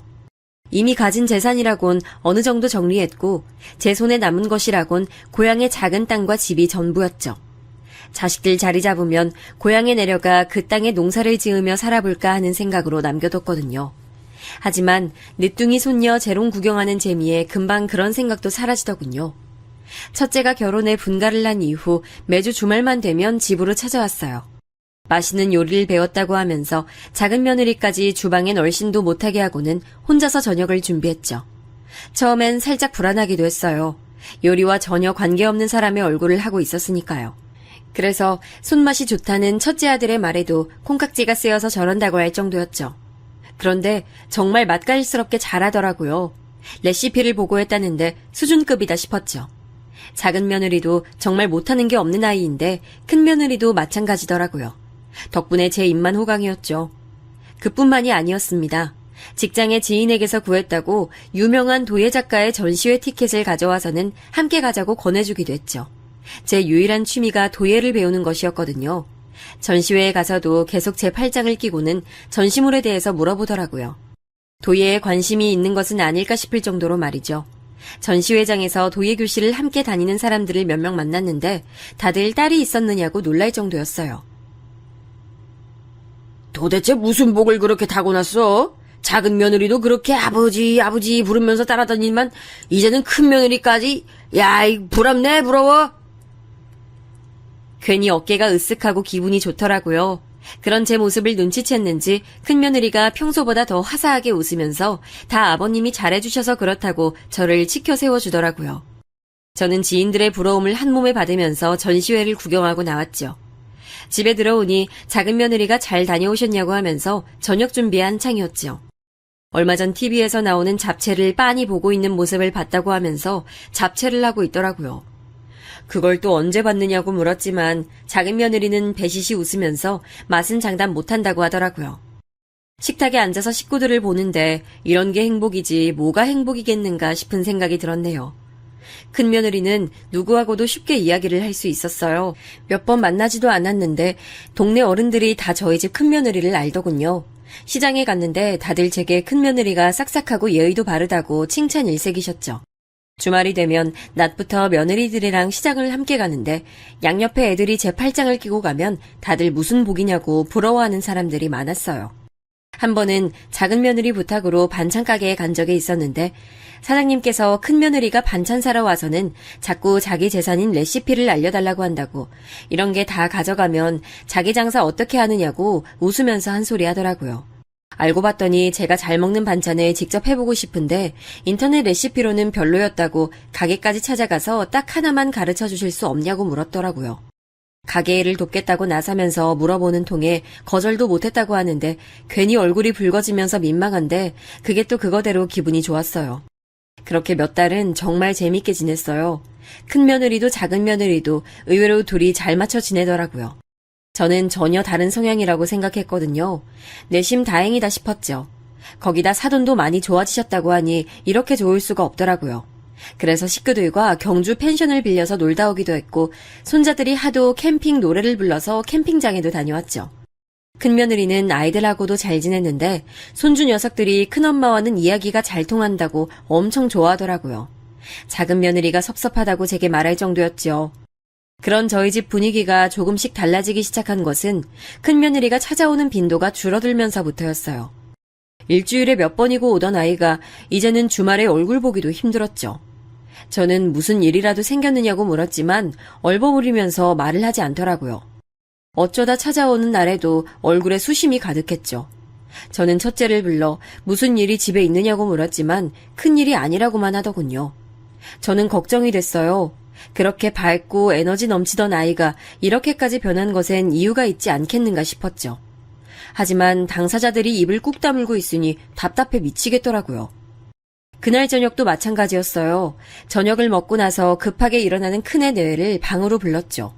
저는 무슨 일이 있었는지 숨기지 말고 다 이야기를 하라고 애들을 다그쳤어요. 오늘이야말로 무슨 일이 있어도 이유를 듣겠다고 다짐했죠. 결국 먼저 이야기를 꺼낸 건 아들 녀석이었어요. 장인어른께서 급하게 컨디션이 나빠지셨어요. 아무래도 수술을 해야 한다고 하는데 그 수술비가 좀 커요. 수술하고 나서도 회복하는 데 들어가는 비용도 있고, 그래서 저도 아내도 이리저리 알아보는 중이에요. 너희는 그런 얘기를 어떻게 나한테 말 한마디를 안 해? 내가 그 사실을 알면 내가 그 돈 마련하는데 도움을 주면 좋지 너희 타박을 하겠니? 그런 중요한 얘기를 어떻게 숨겨? 제가 숨기자고 했어요, 아버님. 아버님이 부족한 저한테 얼마나 잘해주시는지 아는데 돈 얘기를 어떻게 해요? 큰며느리가 울면서 정말 죄송하다고 말했어요. 저는 이런 큰 이야기를 제게 숨겼다는 것도 속상했지만 아이들이 저를 편하게 의지하지 못한다는 점도 마음이 아팠죠. 자세한 이야기를 들어보니 수술 자체는 보험이 적용되지만 거기서 사용되는 약물 같은 것들이 보험 적용이 되지 않아서 금액이 상당하더라고요. 아이들이 대출을 알아보고 있는 중이라고 고백했죠. 제가 은행에서 일한 경력이 있는데 그런 생각까지 했으면서 왜 묻질 않았느냐고 한 소리 하긴 했지만 길게 혼을 낼 수는 없었어요. 어떻게든 제게 손 벌리지 않고 해결하고 싶었다는데 그 마음을 어떻게 혼을 내겠어요. 저는 같이 방법을 찾아보자고 말하고는 아이들을 돌려보냈죠. 그날 밤 저는 생각이 많았습니다. 제게 큰 돈이 있는 것도 아니고 지금 제게 남은 것이라곤 고향의 작은 땅과 집뿐이니까요. 그 땅은 부모님께서 물려주신 곳이자 저의 어린 시절 추억이 가장 많이 담겨있는 곳이었어요. 그래서 쉽게 마음의 결정을 내릴 수가 없었죠. 저는 다음날 아침부터 부지런히 고향으로 내려가 부동산을 하는 친구를 찾았습니다. 상황을 이야기하고 급하게 땅을 처분하고 싶다고 하자 친구 녀석이 알아봐주겠다고 하더군요. 금매로 내놓으면 땅은 5천만 원 정도 할 것이라고 알려주더군요. 친구 녀석은 개발이 예정된 곳도 아니고 그렇다고 해서 지리적으로 좋은 것도 아니라서 어쩔 수 없다고 말하며 엄청 미안한 얼굴을 했어요. 생각보다 적은 금액에 저는 다시 연락하겠다고 말하고는 집으로 돌아왔죠. 작은 며느리는 이른 아침부터 나갔다 피곤한 얼굴로 돌아온 저를 걱정스럽게 바라보며 괜찮으시냐고 물었어요. 저는 대충 둘러대고는 방으로 들어가 누웠습니다. 천장을 보고 있으니 오만 가지 생각이 다 들었어요. 하지만 이내 마음을 굳혔죠. 사람보다 더 중요한 게 뭐가 있겠는가 싶더라고요. 주말에 집에 온 큰며느리는 마음고생이 심한 듯 더 창백해 보였죠. 저는 큰며느리를 조용히 방으로 불러서는 5천만 원짜리 수표를 내밀었어요. 엄청 놀란 얼굴로 저와 돈을 번갈아 바라보며 이게 뭐냐고 묻더군요. 아버지 병원비 수술비며 네가 고생이 많다. 이걸로 수술부터 빨리 진행하렴. 수술하면 좋아지실 수 있다는데 고작 돈 때문에 차일피일 미룰 순 없잖니. 아버님, 이 큰돈이 어디서 나셨어요? 그이 말로는 고향에 내려가실 생각으로 다 정리하셨다고 하던데요. 설마 아버님 고향이... 저는 큰며느리의 말을 자르며 거기까지는 알 것 없으니 어서 넣어두라고 말했죠. 아니에요, 아버님. 진짜 그런 돈이라면 저 못 받아요. 그이가 대출 쪽 알아보고 있는 중이에요. 그러니까 아버님 돈은 못 받아요. 대출은 한참 걸려. 얼마나 나올지도 모르고 그냥 모른 척하고 받아두렴. 그리고 우린 가족 아니냐. 가족끼리 서로 챙겨주고 아껴주고 도움 필요하면 도와주고 그렇게 사는 거지. 큰며느리는 눈물을 뚝뚝 흘리며 절대 이 일은 잊지 않겠다고 감사하다고 몇 번이나 인사를 했죠. 저는 빨리 사돈어른께서 쾌차하셨으면 좋겠다고 말하면서 기분 좋게 자리에서 일어났습니다. 홀가분한 마음으로 며칠이 지났을까요? 큰애 내외가 밝은 얼굴로 왔더라고요. 수술 날짜가 정해졌다고 하면서 말이죠. 워낙 유명한 교수님의 수술이라 날짜가 금방 잡히진 않았지만 그래도 잘 될 것 같다고 엄청 좋아했죠. 그 모습을 보는데 땅을 처분하기 잘했다 싶었어요. 그런데 작은 며느리가 평소와는 좀 달라 보였어요. 자꾸 큰 며느리 쪽을 힐끔 보면서 갸우뚱하기도 하고 한숨을 쉬기도 했죠. 물론 표시가 심하게 난 건 아니지만 워낙 오래 살다 보니 저절로 눈길이 가더라고요. 큰애 내외가 가고 나서 저는 작은 며느리를 불러 무슨 일이냐고 물었어요. 작은애는 깜짝 놀라면서 아무 일도 없었다고 시치미를 뚝 떼는데 평소 거짓말을 할 줄 모르는 애라 금방 얼굴에 표시가 났죠. 내가 우리 작은 애는 얼굴에 다 드러나서 평생 거짓말은 못하고 살 거라고 했지? 그냥 이야기해. 괜히 혼자서 속 끓이지 말고. 큰애랑 연관 있는 일이니? 아까 뭘 그렇게 힐끔거리고 그래? 그게 아니고요, 아버지. 저도 확실한 일이 아니라서요. 확실해지면 말씀드릴게요. 그냥 말하기엔 제가 오해하고 있는 것일 수도 있어서요. 작은 며느리의 반응에 무슨 일인가 더 궁금해졌지만 조금만 시간을 달라고 하니 더 이상 물어보기도 애매했어요. 저는 알겠다고 하고는 절대 혼자서 고민하지 말라고 했죠. 그렇게 일주일의 시간이 흘렀나 작은 며느리가 할 말이 있다고 잠깐 이야기를 하자고 하더군요. 그것도 밖에서 봤으면 좋겠다고 말이죠. 저는 뭔가 심각한 이야기인가 하면서 약속 장소로 나갔어요. 작은 애가 먼저 와 있었죠. 저는 무슨 일이길래 집에서도 못하는 이야기냐고 물었어요. 작은 며느리는 망설이더니 어렵게 입을 열었죠. 제가 형님 회사 근처에 미팅이 잡혀 있어서 나간 적이 있었는데요. 거기서 좀 이상한 얘기를 들었어요. 이상한 이야기라니? 언제 말이냐? 저번 주 늦게 들어온 날 말이냐? 미팅이 길어졌다고 한 날? 네, 그날이요. 미팅이 끝나고 나오는데 형님이 보이더라고요. 그래서 아는 척이라도 하려고 가는데 모르는 남자분이랑 엄청 반갑게 인사를 하더니만 둘이서 어디로 가더라고요. 너무 친근해 보여서 제가 따라갔거든요. 물론 잘못된 행동이라는 건 아는데 너무 가까워 보여서요. 작은 며느리 이야기에 누가 뒤통수를 강하게 내려친 기분이 들었어요. 남자라니, 그것도 가까워 보이는. 저는 긴장감에 주먹을 쥐었다 펼쳤다를 반복하면서 이야기를 마저 해보라고 다그쳤어요. 작은 며느리는 제 눈치를 보면서 이야기를 계속 이어나갔죠. 두 사람이 차를 타고 사라지길래 저도 부랴부랴 쫓아갔는데 어느 호텔 앞에서 내리더라고요. 급하게 따라가긴 했는데 찾질 못했어요. 혹시 라운지에 있나 싶어서 찾아봤는데 없더라고요. 설마 하는 마음에 호텔 앞에서 기다렸는데 3시간 정도 지나서 두 사람이 다시 나오더라고요. 저는 입안이 바싹 말라오는 게 느껴졌어요. 바람이라니, 대낮에 호텔이라니. 저는 앞에 있던 물잔에 물을 단숨에 비우고는 물을 더 달라고 말했죠. 작은 며느리는 고개만 숙이고는 마시지도 않은 커피를 이리저리 휘젓고 있었어요. 저는 그 뒤로 이야기를 물었죠. 호텔에서 나와서는 각자 갈 길 가는 바람에 더 이상은 볼 수 없었어요. 그런데 어제 제가 또 두 사람을 영화관에서 봤거든요. 둘이 서로 팔짱 끼고 나오는데 아무리 봐도 이상해서 아버지, 이런 말씀 드려서 죄송해요. 작은 며느리는 무슨 죄인이라도 되는 듯이 앉아 있었죠. 저는 네가 무슨 잘못이냐고 말해야 한다는 것을 머리론 알고 있었지만 좀처럼 입이 열리지 않았어요. 한참을 그렇게 앉아 있었죠. 정신 차려보니 작은 며느리가 제 손을 잡고 토닥이고 있더군요. 괜찮냐고 묻는 말에 저는 그제야 정신을 차리고 말했어요. 네가 미안하긴 뭐가, 네 잘못이 뭐가 있다고. 혹시나 모르니까 다른 사람들한테 말하지 말고 내가 알아보마. 마음 많이 쓰였을 텐데 고생했다. 저는 그렇게 작은 며느리와 비밀을 만들고는 집으로 돌아왔죠. 집에 돌아와서도 저는 생각을 멈출 수가 없었어요. 2번이나 근데 잘못 본 것은 아닐 테고 사돈어인데 영화관이나 호텔은 또 무슨 소린가. 12번을 생각해도 이해가 되지 않았죠. 마음으론 큰 며느리를 당장에 불러서 확인하고 싶었지만 증거가 따로 있는 것도 아니고 오로지 작은 며느리가 본 게 전부라는데 따져 묻기도 애매했죠. 저는 그렇게 꼴딱 날밤을 새고는 다음날 마음을 굳게 먹고 큰 며느리가 다니는 회사 앞으로 갔어요.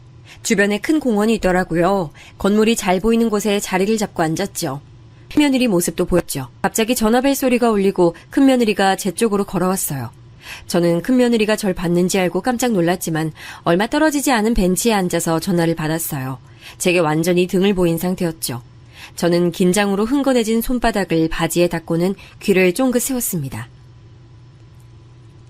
자기야. 오늘은 바쁘다고 전화하지 말랬지. 자기는 준비는 다 하고 전화한 거야? 비행기표랑 여권은? 평소에 들어본 적 없는 하이톤의 음성으로 간드러지게 말하는 큰 며느리의 모습은 너무나도 낯설었어요. 이혼 서류야. 벌써 도장 찍어서 준비했지. 돈? 계좌에 넣었지? 그쪽에서 바로 찾을 수 있게 해뒀어. 대출 승인이 아직이라나? 은행 다녔다는 영감탱이 연줄 좀 쓰면 될 텐데 하여튼 고리타분해. 진짜 내가 이번 건 크게 한탕할 생각에 참았지. 안 그랬으면 벌써 날랐어. 아무래도 은행 다녔다는 영감탱이는 저를 칭하는 말 같았죠. 저는 머릿속이 하얗게 변했어요. 손부터 시작해서 온몸이 떨려왔죠. 겨울도 아닌데 말이에요. 그렇게 제게 아버님 아버님 부르면서 사랑스럽게 다가왔던 것들이 모두 꿈만 같았어요. 그래 알아. 5천만 원만 가지고 나르기엔 우리가 공을 너무 들였지. 자기야 나도 힘들었다니까. 진짜 영감탱이한테 잘 보이려고 내가 얼마나 노력했는지 자기 몰라? 꼴의 남자라고 내가 아버님 하고 부르면 금방 해벌쭉해서는 내가 소름이 돋아서 상상만 해도 점심때 먹은 게 올라올라 그런다. 며느리의 전화통화가 길어질수록 저는 점점 숨을 쉬는 것이 힘들어질 지경이었어요. 당장이라도 달려가서 머리채를 휘어잡고 소리를 지르고 싶었지만 도저히 움직여지지 않았죠. 아무리 다리에 힘을 넣어도 일어나는 것조차 할 수 없었어요. 비행기 날짜 잘 확인했지? 수술이라고 말해도 날짜 있어서 그것보다 먼저 떠야지. 이제 일도 못하겠다. 늙었나봐. 다음엔 자기가 해. 자기 차례잖아. 그래. 알아. 나도 사랑해. 나중에. 끊어. 큰며느리는 늦었다는 동료의 부름에 급히 일어나더니 종종걸음으로 공원을 빠져나갔어요. 저는 그 자리에 앉아 그 모습을 끝까지 보고 있을 수밖에 없었죠. 어떻게 집에 들어왔는지 기억도 나지 않았어요. 분명 운전을 하긴 했는데 정신 차려보니 제 방이더군요. 텅 빈 집 안에서 혼자 한참을 울었습니다. 바보같이 저런 꽃뱀한테 걸려버린 우리 큰아들 인생도 그리고 세상 풍파 다 맞고 살아왔다 생각했는데 홀라당 속아 넘어간 제 인생도 답답했죠. 집안에 제 울음소리가 울렸어요. 그렇게 있다 보니 현관소리와 함께 작은 며느리가 퇴근해서 들어오는 소리가 들렸습니다. 저는 급하게 눈물을 닦고 누웠어요. 저는 두 눈을 질끈 감고 숨만 내쉬고 있었죠. 작은 며느리는 제가 잠든 것이라 생각하고 살짝 들어왔다가 나가더군요. 저는 이 일을 어디서부터 어떻게 정리해야 하나 고민이 됐어요. 방금 전화를 녹음이라도 해둘 것을 상상도 못했던 전개에 가만히 있던 것이 후회가 됐죠. 저는 우선 큰아들에게 전화를 걸었어요. 아버지, 무슨 일이세요, 이 시간에? 너 대출 받는다고 하던데 어디 은행이냐? 큰아들은 허둥거리며 대출 이야기는 어떻게 하셨냐고 물었죠. 마음이 급한 저는 그런 건 묻지 말고 당장에 어느 은행인지 이야기하라고 했죠. 큰아들은 제가 대출 심사를 도와줄 것이라 생각했는지 곧 승인이 날 것이라며 괜찮다고 하더군요. 저는 언성을 높이며 당장 이야기하라고 했죠. 아버지 왜 그러세요? 무슨 일 있으세요? 대출 신청한 은행은 왜 자꾸 물어보세요? 잔말 말고 빨리 말해. 아니다 됐다. 네가 말 안 한다고 내가 못 알아낼 성 싶으냐? 금방이라도 전화를 끊을 것 같았는지 큰아들이 급하게 저를 말리고는 은행을 알려주더군요. 딱 제가 일했던 곳이었어요. 저는 알겠다고 말하고는 함께 일하던 동기에게 전화를 걸었어요. 그 집 아들이 은행에 다니고 있다는 것이 생각났죠. 동기는 갑자기 전화해서는 제 아들의 대출 승인을 좀 미뤄달라 부탁하는 제 말에 순순히 그렇게 이야기하겠다고 하더군요. 왜 그러냐고 물어보면 뭐라고 해야 하나 고민했는데 아무것도 묻지 않아줘서 너무 고맙더라고요. 그렇게 우선 대출을 연기하고는 둘째 아들 내외를 방으로 불렀습니다. 그리고 작은 며느리가 봤다는 사실을 전했어요. 작은 아들은 바로 눈이 뒤집혀서는 바람이 무슨 소리냐고 작은 며느리를 들들 볶더군요. 야, 너 이게 무슨 소리냐? 뭘 봤다고? 나한텐 왜 말 안 했는데, 너 이러는데 너한테 무슨 의도를 내? 가서 사고치면 누가 수습하라고? 둘 다 그만해. 그리고 작은 애가 뭔 잘못이 있다고 그렇게 볼까? 내가 말하지 말라고 했다. 그러면서 저는 둘에게 오늘 낮에 직접 들었던 내용을 빠짐없이 말했어요. 작은 아들 내외는 입을 떡하니 벌리고는 한동안 반응이 없었죠. 그렇게 괄괄하고 다혈질인 작은 아들까지도 반응이 없을 정도였으니까요. 저 역시 같은 일을 겪었기에 저는 가만히 둘을 기다렸습니다. 곧 작은 아들이 벌떡 자리에서 일어나더니 다 죽여버리겠다며 밖으로 나가려 하더군요. 저와 작은 며느리는 급하게 붙들어 그렇게 해서는 아무것도 해결되지 않는다고 말했어요. 워낙 어렸을 때부터 다양한 운동을 한 녀석이라 저희 둘의 힘으로도 역부족이었죠. 야, 네가 지금 가서 엎어버린다고 도움이 될 것 같아? 정신 안 차려? 아버지 보시는데 맞을래? 작은 아들의 힘에 이리저리 휘둘리던 작은 며느리가 소리를 지르며 등짝을 후려치자 그제야 정신을 차린 것인지 얌전해지더군요. 힘이 빠진 제가 휘청거리자 작은 며느리가 깜짝 놀라며 저를 부축했어요. 작은 아들도 놀랐는지 죄송하다고 하면서 다시 자리에 앉더군요. 명확한 증거도 없이 고작 내가 들었다는 말로 해결될 일은 아니라는 것쯤은 너도 알겠지? 경찰에 가서 이야기를 하려고 해도 너희 형한테 말하려고 해도 증거가 있어야지. 그래서 말인데, 둘째야, 네 놈 친구 중에서 흥신소인가 뭔가 하는 애 있다고 하지 않았니? 그 녀석하고 연락하고 지내지? 아, 형탁이요? 네, 아직 연락하고 있어요. 물어볼까요? 뒤 좀 캐달라고? 사실 여부만 좀 확인해달라고 그래. 사돈이란 사람이 병원에 입원해 있는지부터, 그리고 작은 애가 봤다는 남자랑 너희 형수도 비행기 끊었다는데 그것도 맞는지 가능하면 알아봐달라고 하고. 저는 작은 아들 내외에게 무슨 일이 있어도 큰애 앞에서 내색하지 말라고 못을 박았어요. 물론 당사자 앞에서 화가 나더라도 무슨 일이 있어도 참아야 한다고 신신당부를 했죠. 작은 아들은 씩씩거리면서 어떻게 그럴 수 있느냐고 했지만 그렇게 못하겠거든 어디 한동안 나가 있으라고 했죠. 아버진 되세요? 얼굴 보고 밥이 넘어가시겠냐고요. 전 못해요. 지금 당장이라도 가서 두 인간들 목이라도 비틀어버리고 싶은 심정이에요. 그만해. 아버님이 괜찮아서 하시는 말씀 아니잖아. 그 정도도 몰라? 어떻게든 그것들 잡아서 족치고 싶은데 증거가 없어서 이렇게 참고 또 참으시잖아. 그러니까 당장 형탁이 오빠한테 전화해서 빨리 움직이라고 해. 우리가 증거를 잡아야 그것들 교도소에 집어넣지. 저는 작은 아들에게 대화로 봐서는 이번이 처음이 아닌 것 같다며 자세하게 알아봐달라고 전화라는 말도 빼놓지 않았어요. 그렇게 작은 아들이 형탁이를 만나러 간다고 나갔어요. 다음날 낮에 큰아들이 전화가 왔더라고요. 대출이 자꾸 승인이 미뤄지는데 혹시 도와줄 수 있느냐고 말이죠. 저는 모르는 척하고 얼마를 넣었기에 그러느냐고 물었어요. 사실 급한 마음에 대출을 연기시켜달라고는 했지 얼마를 넣었는지까지는 구체적으로 묻지 않았거든요. 큰아들은 망설이더니 1억을 넣었다고 하더군요. 전 도대체 그 큰 금액이 어디 필요해서 넣었냐고 물었어요. 수술하고 퇴원하시면 아무래도 저희가 모셔야 될 것 같아서요. 처음에 아버지 말씀처럼 식구 늘어날 거 생각하고 평수 넉넉하게 준비할 걸 괜히 후회가 되더라고요. 전화기 너머였지만 아들의 쑥스러워하는 얼굴이 그대로 그려지더군요. 금방이라도 한숨과 눈물이 터져 나올 것 같았어요. 저는 침착하게 알아보겠다고만 하고는 전화를 끊었어요.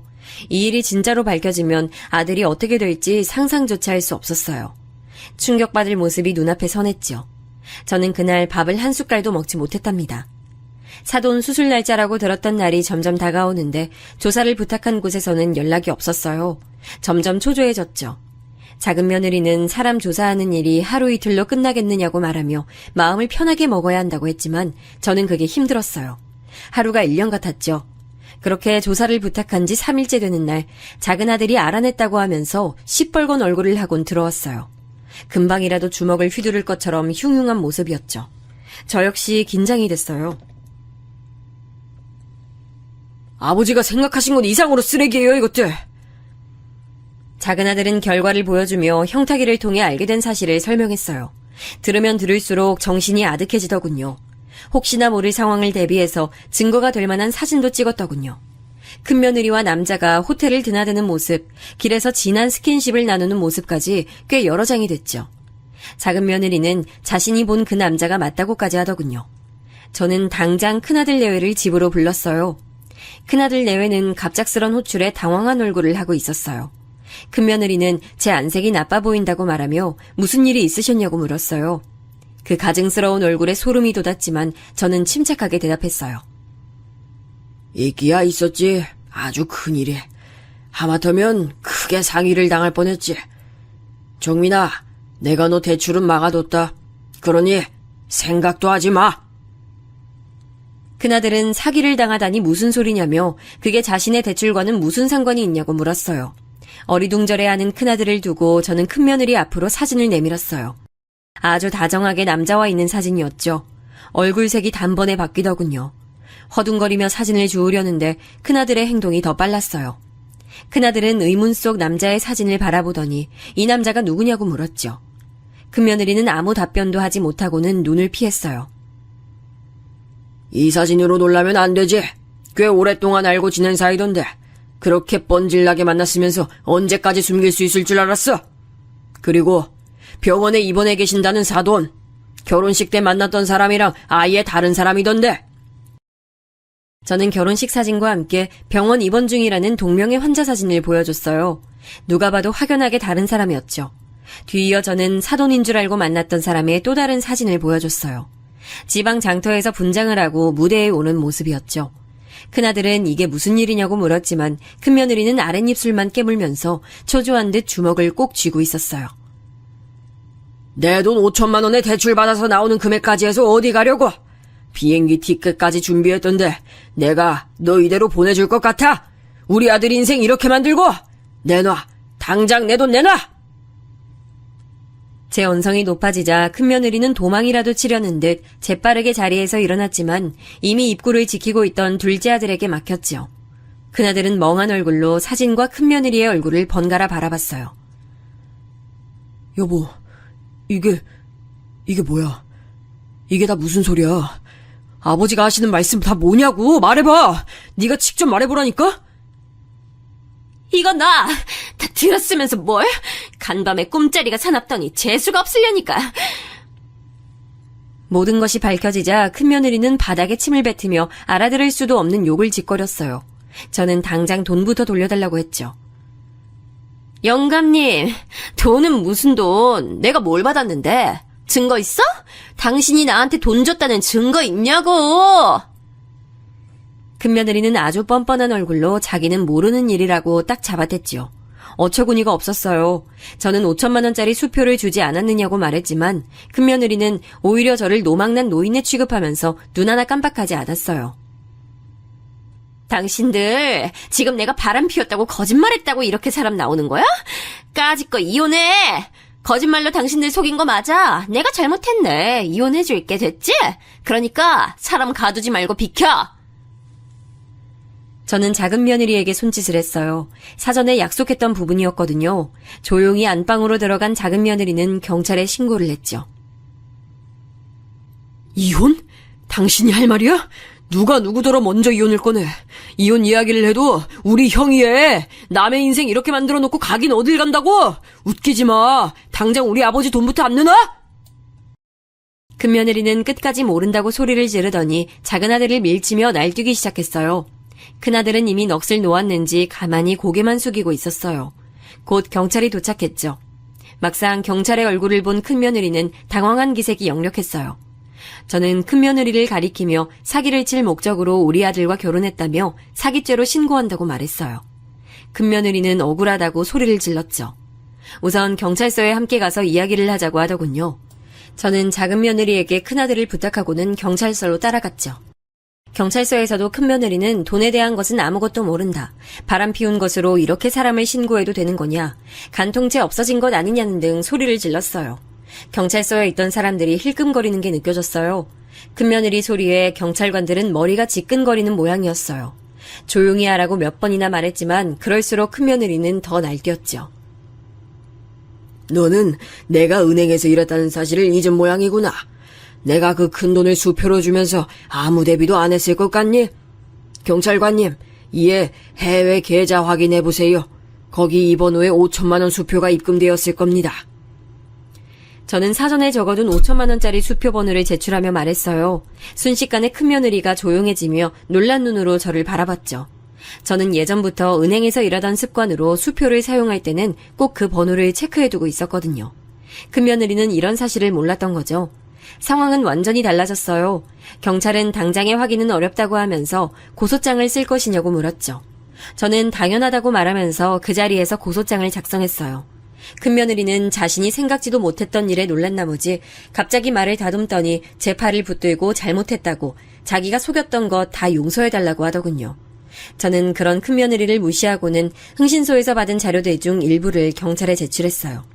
다른 피해자가 있는 것 같다는 말도 빼놓지 않고 했죠. 제가 들었던 대화를 그대로 전하면서 남자도 조사해보시는 것이 좋을 것 같다고도 했죠. 큰며느리는 그제야 사태의 심각성을 알았는지 저한테 울고불고 매달렸어요. 아버님, 제가 잘못했어요. 5천만 원 드릴게요. 제가 생각이 짧았어요. 이혼 서류도 쓸게요. 그러니까 저 좀 봐주세요. 아버님! 큰며느리는 바닥에 무릎까지 꿇어가며 제게 매달렸지만 저는 뒤도 돌아보지 않고 경찰서를 나왔습니다. 나중에 들었지만 큰며느리와 그 남자는 이런 일을 반복적으로 저질러 오면서 꽤 많은 돈을 갈취했더라고요. 신고 피해액이 10억이 넘었다고 하더군요. 함께 작당 모의를 했던 남자까지 잡았는데 조사를 하면 할수록 사기 건수가 끝도 없이 나오고 있다고, 도대체 지금까지 어떻게 잡히지도 않고 피해 다녔는지 놀라울 뿐이라고 경찰도 혀를 내둘렀어요. 이름을 바꿔가며 사기를 저질렀으며 그렇게 빼돌린 돈으로 한동안은 흔적을 찾을 수도 없이 조용히 숨어 지내다가 다시 나와서 일을 벌리는 수법이었죠. 재판으로 넘어가는 건 당연한 일이었죠. 그 상황에서 큰며느리는 갑자기 죽어도 이혼은 못한다고 하더라고요. 이혼? 꿈도 꾸지 마. 그렇게 내가 도와달라고 했을 때 그냥 넘어갔으면 도장 이미 쾅쾅 찍었지. 근데 날 이 꼴로 만들었으면서 이혼? 난 죽어도 못해. 안 해. 나랑 이혼하고 싶으면 고소부터 취하하고 와. 큰며느리는 도와달라고 살려달라고 빌 때는 언제고 얼굴을 싹 바꾸고는 눈에 쌍심지를 켜고 덤벼들었죠. 하지만 저희는 이혼 소송을 할 생각이 없었어요. 이혼이 아닌 혼인 무효 소송을 진행할 생각이었죠. 이렇게 거짓으로 시작된 결혼이 무슨 효력이 있겠느냐며 변호사님도 무효 소송을 해야 한다고 하시더군요. 큰아들은 그날의 충격으로 한동안은 밖에 나오지도 않았어요. 회사에는 무슨 말을 한 건지 처음엔 연락이 오더니 그것도 잠잠했죠. 저는 걱정되기 시작했어요. 과거 아내가 집을 나갔을 때도 비슷한 일이 있었거든요. 그래서 집에만 틀어박혀 있는 것이 불안하고 초조했습니다. 큰아들은 가족 누구와도 말을 섞으려고 하지 않았어요. 식사도 거의 하지 않았고요. 작은 며느리가 매 끼마다 식사를 준비해서 방문 앞에 가져다 놓았지만 먹은 신용만 하는 것인지 좀처럼 양이 줄지 않았어요. 큰아들은 세상에 벽을 세운 것처럼 사람을 밀어내고 있었어요. 저는 몇 번이고 아들의 방문을 두드렸습니다. 우리 모두의 잘못이지 너의 잘못이 아니라고 나쁜 생각은 하지 말라고 말이죠. 한 달 정도 지났을까 드디어 큰아들이 밖으로 나왔어요. 살이 쪽 빠졌더군요. 얼굴이 말이 아니었습니다. 저는 별다른 말 없이 아들을 꼭 안아줬어요. 큰아들은 그렇게 안겨있더니 한참 만에 죄송하다고 말했죠. 저는 네가 미안할 일은 아무것도 없다고 말하며 아들을 안은 팔에 더 힘을 줬어요. 알고 보니 아들은 회사에 휴직계를 낸 상태였어요. 저는 이번 기회에 둘이서 여행을 가자고 말했습니다.